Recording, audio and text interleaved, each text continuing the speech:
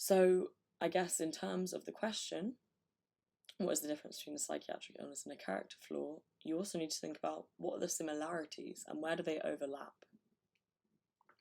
So the key differences, and these are not an exclusive list, these are not an exhaustive list, sorry, these are just some key differences that are worth noting.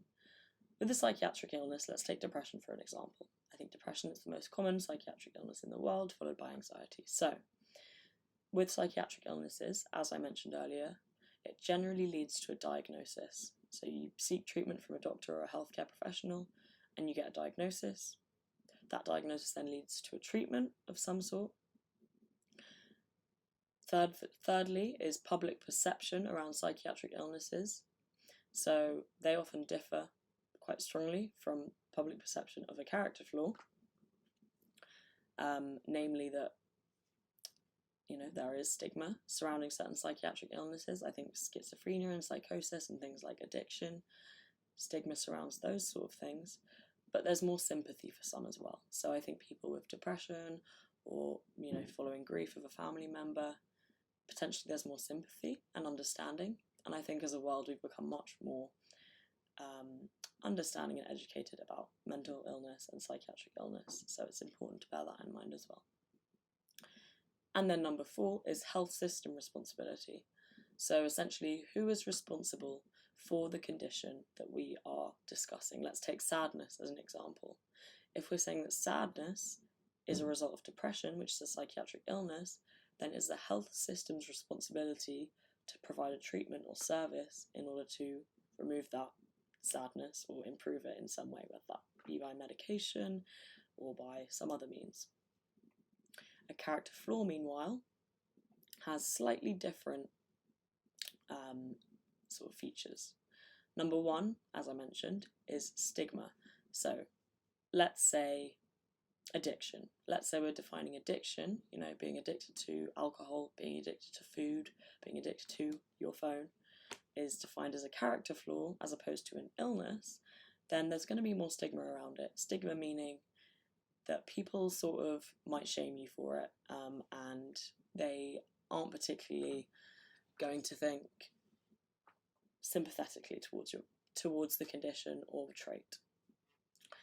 And that leads on to number 2, lack of treatment available. So normally a character flaw is the individual's responsibility. That's number 4 there.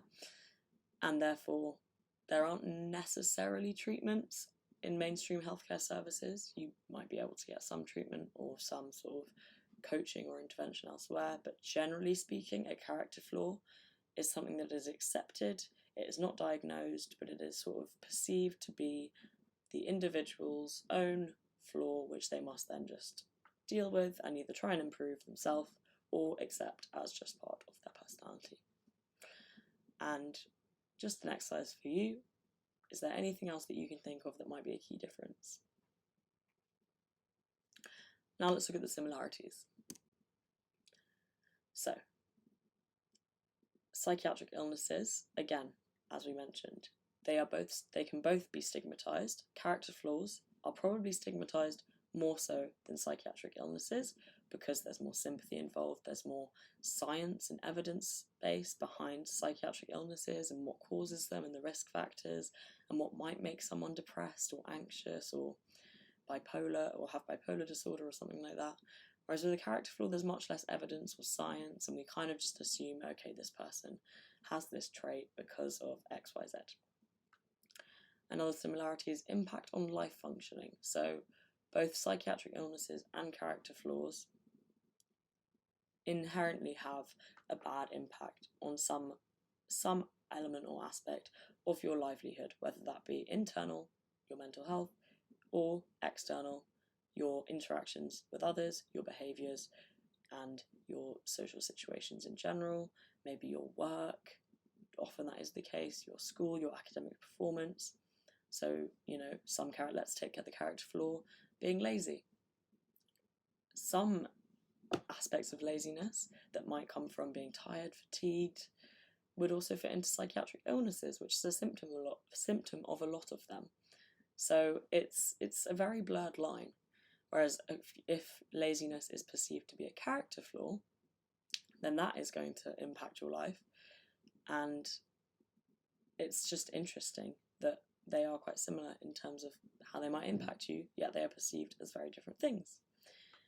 Third is the health impacts. They can both impact your health in similar ways, depending on the character flaw and also depending on the illness. So let's take addiction.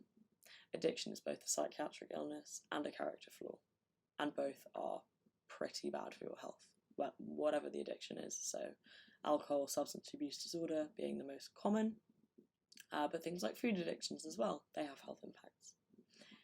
And the fourth one is social implications. So slightly similar to this point about stigma, but being diagnosed with a psychiatric illness versus being labelled with a character flaw both have some sort of negative social implications in general, hence the stigma around them.